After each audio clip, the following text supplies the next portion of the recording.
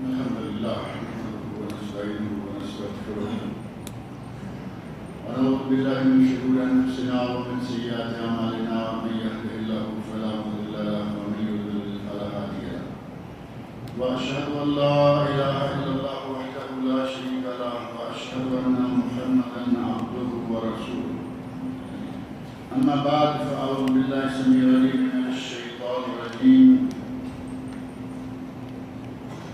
لا يكلف الله نفسا الا وسعها۔ گزشتہ درس میں تیمم کا طریقہ کار ذکر کیا گیا تھا اور یہ ذکر ہوا تھا کہ تیمم کو توڑنے والی چیزیں کون کون سی ہیں، اور ان میں سے ہر وہ چیز تیمم کی ناقض یا تیمم کو توڑنے والی ہے جو کہ وضو کو توڑ دیتی ہے، اور اس پر اضافہ یہ کہ اگر کسی نے تیمم کیا ہے اور پانی مل جائے تو اس کا وہ تیمم ختم ہو جائے گا۔ اسی طرح اگر کسی نے تیمم کیا ہے اور اس وقت وہ پانی کو استعمال کرنے پر قادر نہیں تھا اور بعد میں پانی کے استعمال کی قدرت حاصل ہو جائے تو اس کا تیمم ختم ہو جائے گا۔ اور ایک مسئلہ یہ ہے کہ اگر کسی کے اعضائے وضو پر کوئی زخم ہو، ہاتھ پہ، پاؤں پہ یا جہاں جہاں وضو کا پانی پہنچنا ضروری ہوتا ہے، اگر وہاں کوئی زخم ہے اور اس کے اوپر پٹی باندھی ہوئی ہے یا کوئی ہڈی ٹوٹی ہوئی ہے جیسے بازو کی ہڈی ہے اور اس کے اوپر بھی ڈامر وغیرہ چڑھا ہوا ہے، تو کیا اس کے لیے ضروری ہے کہ وہ اس پٹی کو یا ڈامر کو کھولے اور نیچے تک پانی پہنچائے، یا پھر کیا اس کے لیے ضروری ہے کہ وہ ان کے اوپر الگ سے ایک مسح کرے؟ اس سلسلہ میں اہل علم نے خاص طور پر علامہ ابن حزم رحمۃ اللہ علیہ نے لکھا ہے لا یکلف اللہ نفسا الا وسعها، اللہ کسی کو اس کی طاقت سے زیادہ تکلیف نہیں دیتا کہ اب پٹیاں کھولو، ڈامر کھولو، یہ کرو وہ کرو، اپنا جتنا وضو کر سکتے ہو کرو، باقی اللہ جانتا ہے کہ آپ کیا کر رہے ہیں۔ اسی طرح ایک صحیح حدیث میں جو کہ صحیح بخاری اور صحیح مسلم میں ہے، اس میں نبی صلی اللہ علیہ وسلم کا ارشاد ہے اذا امرتکم بامر فاتوا منه ما استطعتم، جب میں تمہیں کسی کام کا حکم دوں تو جتنی طاقت ہو اتنا کرو، یعنی طاقت سے زیادہ لا یکلف اللہ نفسا الا وسعها۔ اللہ رب العزت نے بھی یہی فرمایا اور رسول اللہ صلی اللہ علیہ وسلم نے یہی فرمایا کہ جب طاقت نہیں ہے تو اس پر آدمی مأمور بھی نہیں ہے۔ گویا قرآن کریم اور سنت رسول صلی اللہ علیہ وسلم کی روح سے جس حد تک آدمی پانی آسانی سے پہنچا سکتا ہے اسی حد تک کافی ہے، اس میں مزید تکلفات کی کوئی ضرورت نہیں ہے۔ اسی طرح بعض روایات ایسی ملتی ہیں جن سے پتہ چلتا ہے کہ اگر جبیرہ جو سیمنٹ وغیرہ لگا کر اوپر چڑھایا جاتا ہے ٹوٹی ہوئی جگہ پر اس کے لیے مسح کا، تو وہ روایت جو ہیں وہ ضعیف ہیں۔ اور بعض لوگوں نے کہا کہ اگر کوئی آدمی ایسے وقت میں بیدار ہو کہ نماز کا وقت بہت کم رہ گیا ہے، فجر مثلا سویا ہوا ہے، لیٹ ہو گیا، ایسے وقت میں اٹھا کہ اب اگر وہ وضو کرتا ہے تو نماز کا وقت نکل جائے گا، یا عصر ہے اسے تب یاد آیا کہ جب اتنا وقت رہ گیا کہ اب اگر وضو کرتا ہے تو اس کے لیے نماز جو ہے وہ قضا کرنا پڑے گی۔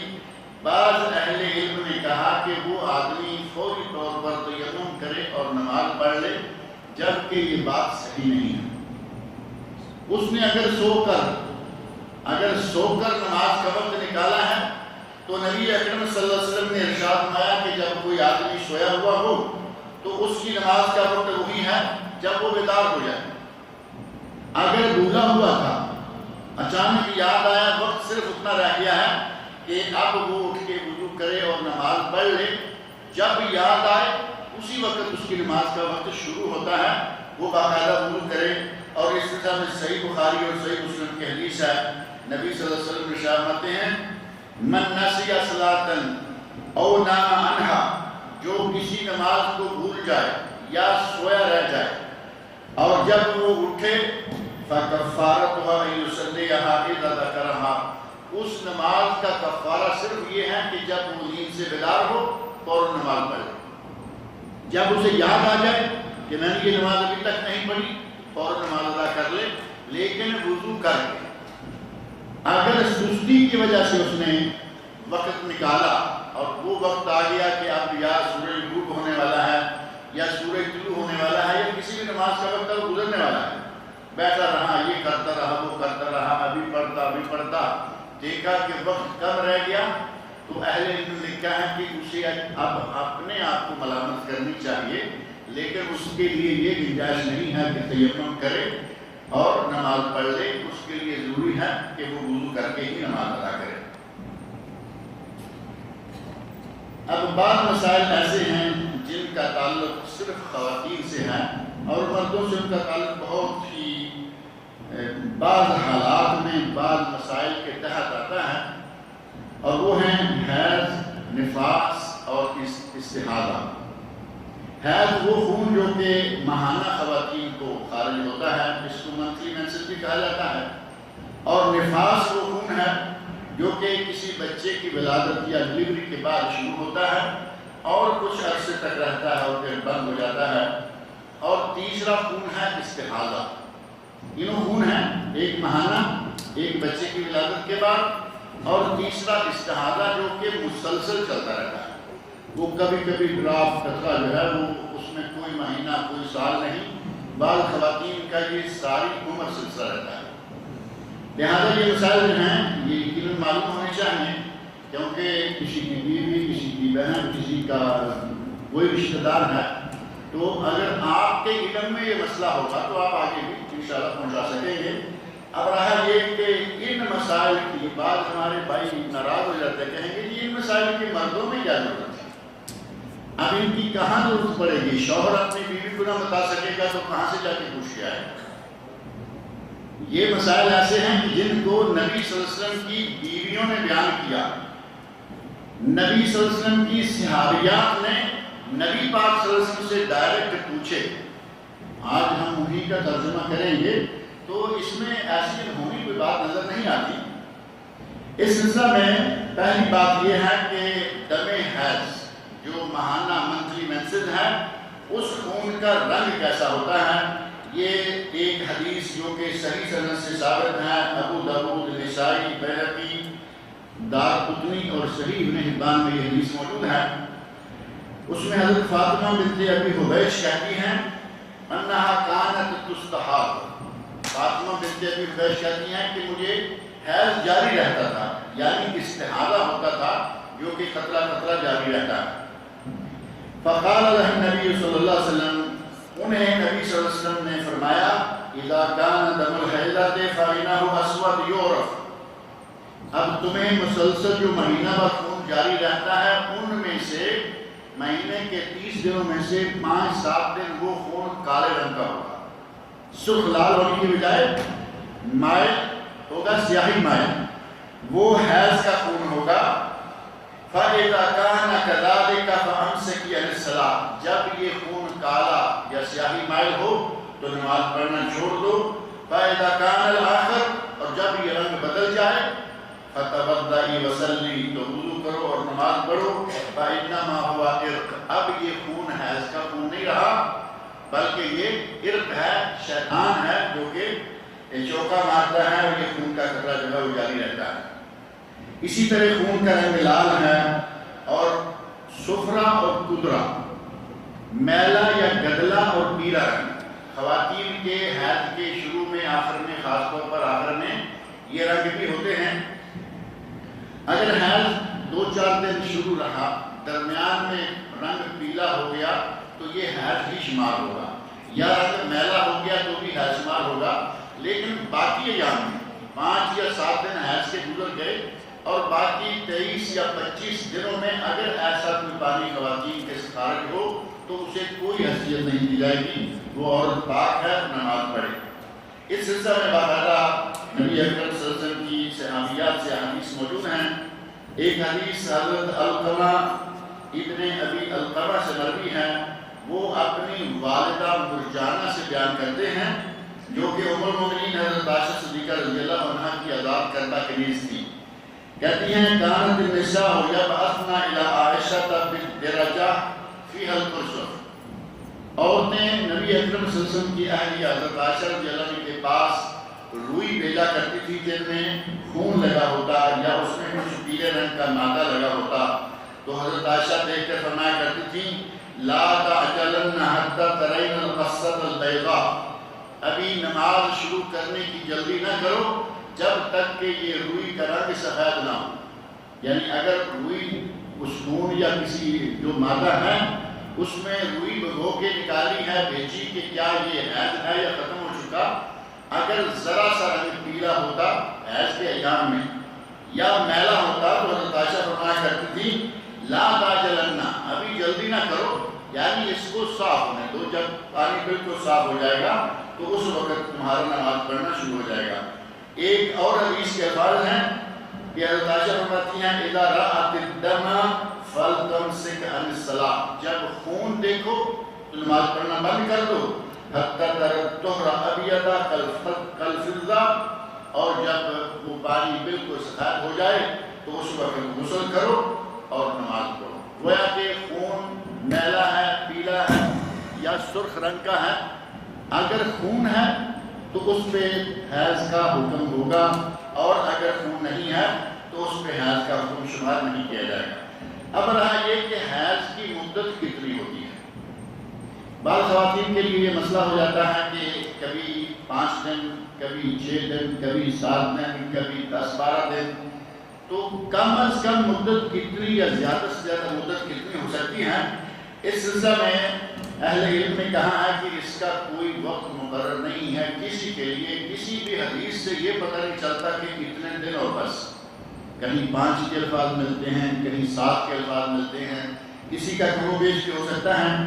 اسی لیے بہت سارے علماء کرام کی رائے یہ ہے کہ خاتون کو اگر خون موقع و موقع آتا رہتا ہے اور اسے کوئی معلوم نہیں کہ کس مہینے کتنا ہے، تو وہ کم از کم 10 دن تک نماز نہ پڑھے، 10 دن کے بعد غسل کرے اور نماز شروع کر دے، چاہے خون جاری ہی کیوں نہ ہو، کیونکہ وہ استحاضہ شمار ہوگا جو کہ پورا مہینہ جاری رہتا ہے.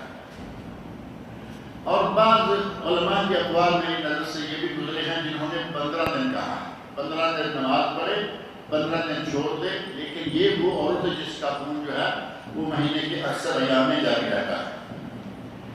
اس سلسلہ میں حضرت فاطمہ بنت ابی حبیش رضی اللہ تعالی عنہ، انہی سے مروی ایک حدیث ہے، وہ نبی اکرم صلی اللہ علیہ وسلم سے مخاطب ہو کر فرماتی ہیں یا رسول اللہ، اے اللہ کے رسول، انی لا اطہر، میں پاک نہیں ہوتی، یعنی میرا خون جاری رہتا ہے. وہ سمجھتی ہیں کہ میں شاید حیض کی حالت میں ہی رہتی ہوں. افاعتہ الصلاۃ، تو کیا میں نماز چھوڑ دوں، یعنی میں پاک ہوتی ہی نہیں تو کیا نماز میں چھوڑ دوں.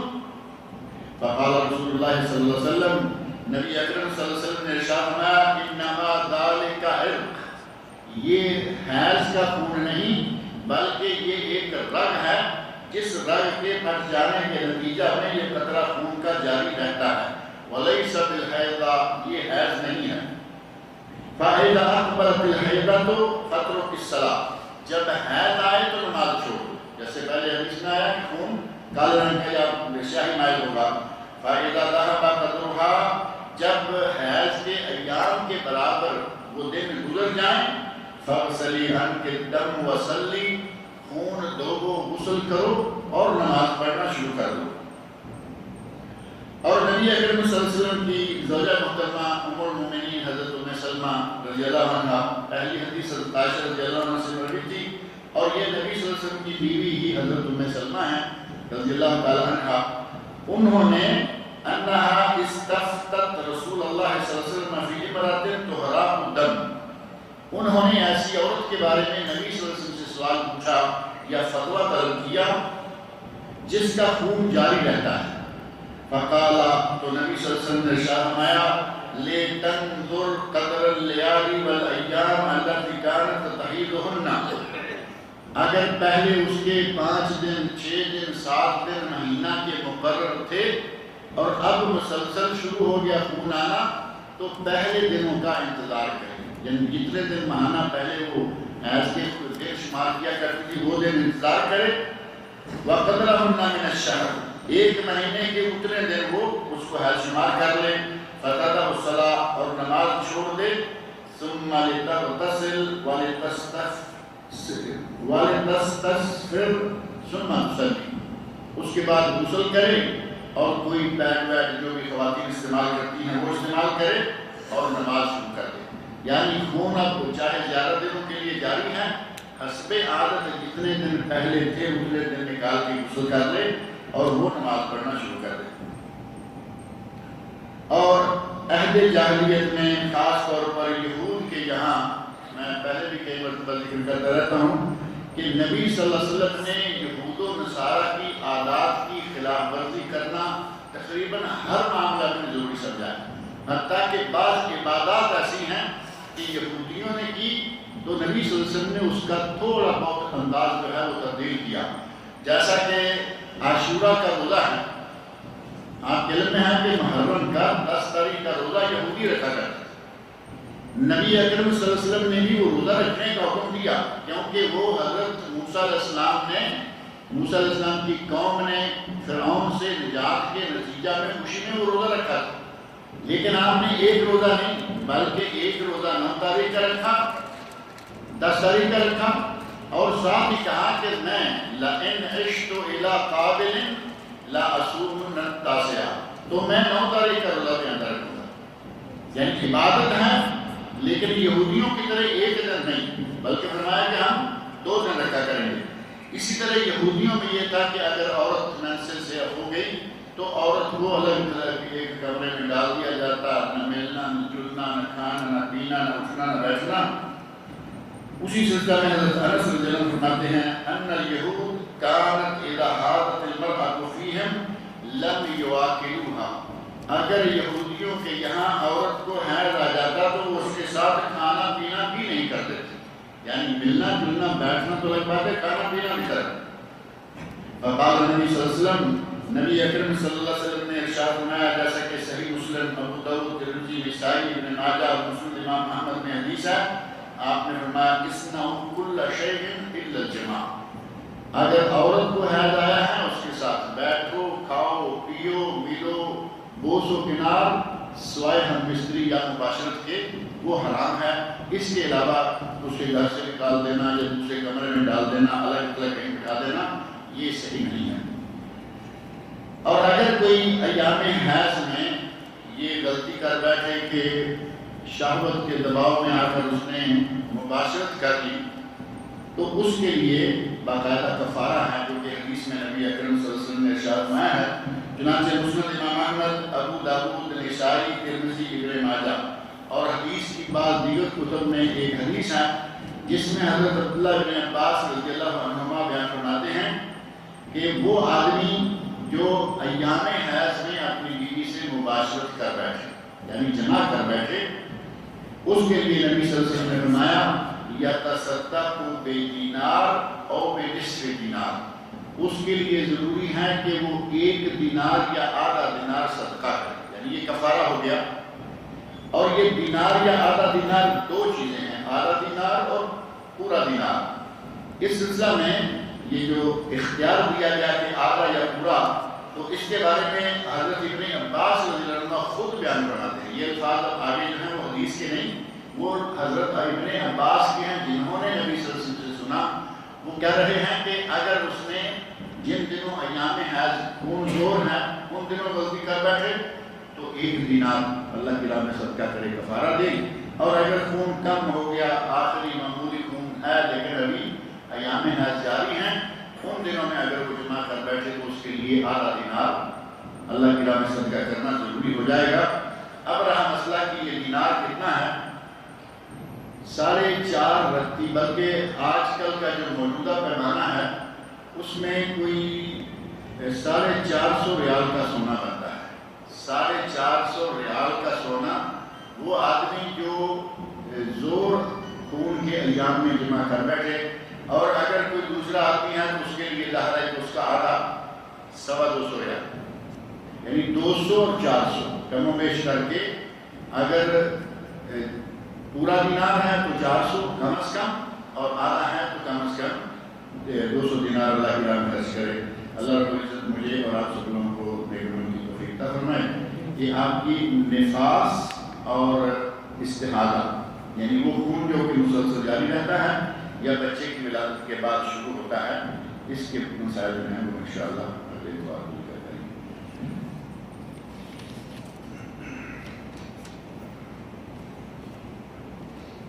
یہاں بھی آپ سب نے دیکھا کہ اوپر بھی جماعت کری تھی، نیچے بھی، یہاں نیچے 2 جماعتیں کری تھیں۔ اوپر والی کو تو میں نے محسوس نہیں کیا، لیکن ایک یہاں تھی اور ایک یہاں تھی، کوئی دور نہیں تھا، کوئی یہ حرم نہیں کہ اتنی بڑی مسجد ہے پتہ نہیں کہاں۔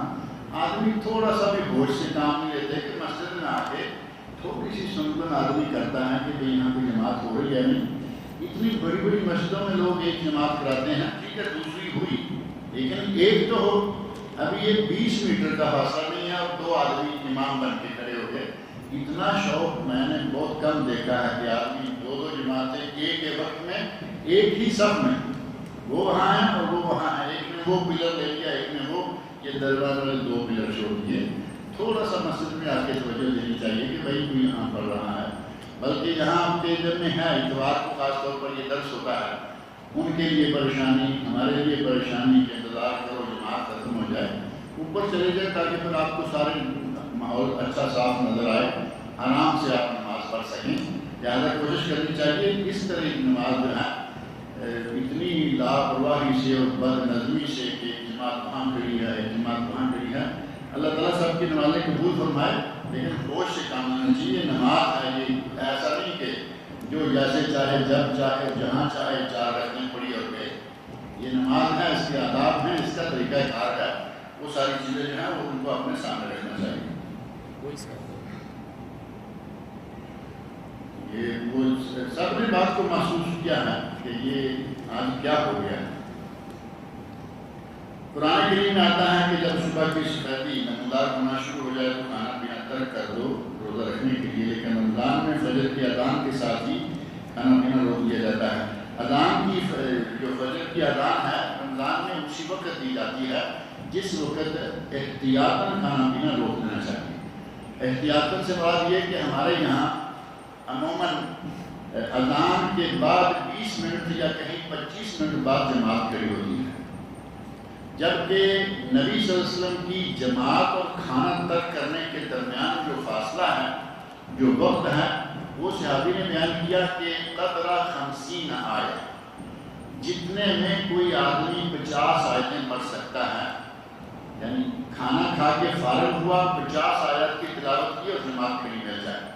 اب 50 آیات جو ہیں وہ 25 منٹ میں نہیں پڑھی جاتی، 50 آیات جو ہیں وہ 10 12 9 اتنے منٹوں میں آرام سے آدمی پڑھ سکتا ہے۔ تو اس کا معنی یہ ہوا کہ اعلیٰ سبیل الاحتیاط اذان جو ہے وہ تھوڑی پہلے کہی جاتی ہے، لیکن وہ فجر کی نماز کے لیے ہوتی ہے، اور بہتر یہ ہے کہ جیسے ہی اذان کی آواز سنیں کھانا پینا ترک کر دیں۔ لیکن اگر کوئی کھا رہا ہے، کھانا کھا رہا ہے، ابھی شروع کیا، ادھر اذان ہو گئی، تو کم از کم جب تک مولوی صاحب اذان کہتے ہیں تب تک تو آپ کھاتے رہیں، اور اگر پھر بھی کچھ بچ گیا ہے، مثلاً اب پانی پینا باقی ہے، آپ کے ہاتھ میں گلاس آ گیا، پانی پیجیے، کوئی حرج نہیں۔ ہم کہیں کہ نہیں میں سویٹ ڈش کی طرف کھا ہی لیتا ہوں، تو آپ تو پھر دیر چلا رہے ہیں سویٹ ڈش کھاتے کھاتے۔ حد ہے کہ آپ اذان سے 2-4 منٹ کے اندر اندر گزارا کریں۔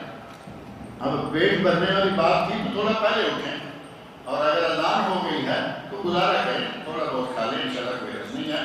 لیکن یہ کہ اس کے بعد بالکل لقمہ نہیں کھانا، اذان ہو گئی اس سے پہلے اتنا چھوڑنا ضروری ہے، یہ ساری چیزیں احتیاط پر مبنی ہیں۔ نبی اکرم صلی اللہ علیہ وسلم کا عمل مبارک صحابی نے بیان کیا کہ آپ کی جماعت اور آپ کے کھانے کے درمیان 50 آیات کی تلاوت کا وقت تھا۔ لیکن شیخ سفیدی تو پھر بھی نمودار ہوتی نہیں ہے اس وقت پر۔ سفیدی تو یہاں نظر ہی نہیں آتی، آج کل صورتحال ایسی لائٹیں اتنی جاتی ہیں کہ سفیدی دکھتی نہیں۔ جو وقت تقویم میں مقرر ہیں ان پہ اعتماد کرنا چاہیے، کیونکہ ہر آدمی اپنی رائے سے سفیدی دیکھے گا تو پھر مسئلہ پیدا ہو جائے گا۔ گورنمنٹ کی طرف سے، اسلامی اداروں کی طرف سے تقویم القریٰ خاص طور پر وہ مقرر ہے اور اسی پہ عموماً عمل کیا جاتا ہے۔ اگرچہ بعض لوگوں نے یہ ایک اظہار کیا ہے اس بات کا کہ تقویم القریٰ میں فجر کی نماز کا وقت تھوڑا سا پہلے ہے، فجر کی نماز کا وقت جو ہے تو بعد نے کہا کہ 20 منٹ یا کم از کم 15 منٹ متقدم ہے، یعنی اس سے 15-20 منٹ بعد میں ہونا چاہیے. لیکن اب چونکہ اجتماعی طور پر پورے ملک میں ایک وقت مقرر ہے اور مجھے لگتا ہے کہ وہ ہو رہا ہے. آپ دیکھیں گے الفجر گھڑی جو اسلامی گھڑی شمار ہوتی ہے جس میں نماز کے اوقات وغیرہ آ رہے ہیں، اس میں اور کیلنڈر میں 2-3 منٹ کا فرق تقریباً ہر سال آ رہا ہے.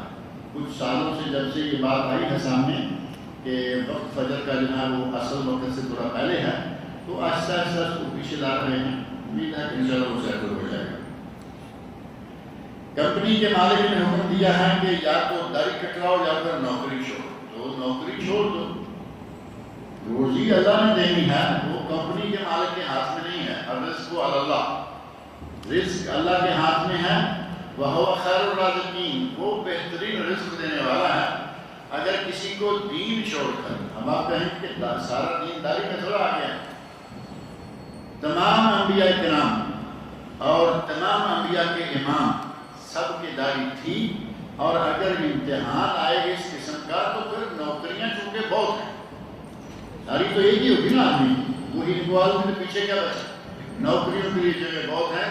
اور یقین مانیں کہ یہاں آپ کے سعودی عرب میں یہ شہر میں رہتے چلتے کرتے بعض ساتھیوں نے اس طرح کی باتیں کہیں اور انہیں یہی مشورہ دیا کہ اللہ کی ذات پہ توکل کرو، اللہ رب العزت انشاءاللہ اس سے بھی بہتر روزی دے گا.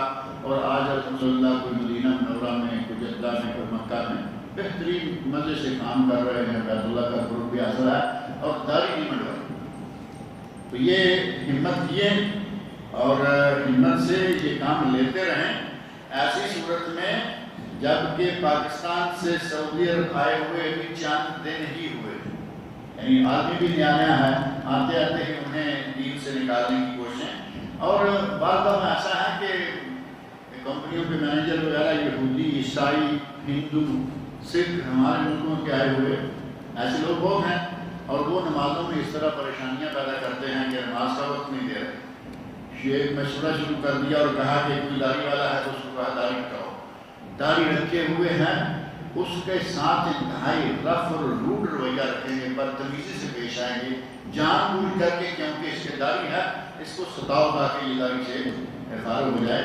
تو اگر ایسی صورتحال ہو، کمپنی کے مالک کو جو کہ اصل مالک ہیں، سعودی ہیں، مسلمان ہیں، اس سے آپ شکایت کریں کہ یہ مجھے دین سے نکال. آپ دیکھتے ہیں یہاں گورنمنٹ کے اداروں میں، اسپتال میں جائیں، پولیس میں جائیں، فوج میں جائیں، جہاں بڑا مشکل کہتے ہیں کہ داڑھی رکھنا ہوتا ہے. فوج میں ماشاءاللہ بڑی خوبصورت داڑھی والے نوجوان اور بزرگ موجود ہیں. لہذا اس طریقے کو اچھے طریقے سے، اس بات کو اچھے طریقے سے حل کرنا چاہیے. لیکن اگر دین بیچ کر دنیا ملے تو ایسی دنیا لینا جائز نہیں. زوال کا وقت نماز پڑھنے کے لیے ممنوع قرار دیا گیا، لیکن جمعے والے دن 10:30 سے امام کے آنے تک جمعے والے دن زوال ہوتا ہی. حرم شریف میں زوال نہیں ہے اور جمعے والے دن اس کی گنجائش ہے، کیونکہ جمعے والے دن یہ معلوم نہیں ہوتا، لوگ آ رہے ہیں، پڑھ رہے ہیں، آ رہے ہیں، پڑھ رہے ہیں. جمعے والے دن آپ کے علم میں ہوگا. یہاں تو عموماً الحمدللہ اچھا ہے کہ حسب عادت جمعہ جو ہے وہ ظہر کی نماز کے بعد بھی پڑھا جاتا ہے. جیسے اذان کا وقت ہوتا ہے اس کے بعد جمعے کی نماز ہوتی ہے. بعض مساجد یہاں عمر میں بھی ہیں. ایک مسجد یہاں بایونیا میں ہے، وہ 11-11:15 بجے جماعت کرا کے فارغ بھی ہو جاتے ہیں، جمعہ سے فارغ ہو. اور علماء نے لکھا ہے کہ ظہر کا اور جمعے کا آپس میں کوئی تعلق نہیں ہے. ظہر کا وقت ہے سورج ڈلنے کے بعد، جمعے کا ایسے کوئی تعلق نہیں. اور بہت سارے آثار ملتے ہیں، صحابہ کہتے ہیں کہ ہم کھانا پینا یہ وہ سب جمعے کے بعد کرتے تھے، اور سورج ڈلنے سے پہلے ہم فارغ ہو چکے ہوتے تھے. یعنی سورج کے سر سے ڈلنے سے پہلے ہم جمعہ سے فارغ ہو جاتے تھے. تو یہ جمعے کے دن کے لیے جو ہے وہ کچھ گنجائشیں ہیں، الگ ہیں. بہرحال زوال کے 12 منٹ اور یا 10 منٹ یہ کل وقت طے ہے. 10 سے لے کے 15 تک 10 سے 15 منٹ چھوڑ دیں، بعد میں آپ نماز پڑھنا شروع کر دیں اور اس سے پہلے پڑھتے رہیں، اس میں انشاءاللہ کوئی حرج نہیں ہے. اگر اذان کا وقت مثال کے طور پر اذان ظہر کی ہو رہی ہے 11:15 تو آپ 11:30 سے نماز پڑھنا چھوڑ دیں. 11:30 سے 11:15 15 منٹ ہو گئے. جیسے اذان ہوگی ساتھ ہی گویا کہ زوال شمس ہو گیا اور آپ کی نماز کا وقت ہو گیا. اللہ رب العزت مجھے اور آپ سب لوگوں کو نیک عمل کی توفیق. اس کا مطلب ہے کہ بعد میں ظہر پڑھنی چاہیے ہمیں؟ نہیں چاہیے. ظہر پڑھنا حماقت ہے. جس آدمی نے جمعہ پڑھ لیا ہے اس کا جمعہ ہو گیا. اللہ تعالیٰ قبول کرے. جیسے آپ نے فرمایا کہ کئی 11:15 بجے جہاں وہاں جمعہ پڑھتے ہیں نا, جب جمعہ ہو گیا تو ہو گیا. جمعے کے دن ظہر نہیں ہے, سوائے اس لیے کہ جو جمعہ نہ پڑھ سکے وہ ظہر ہے.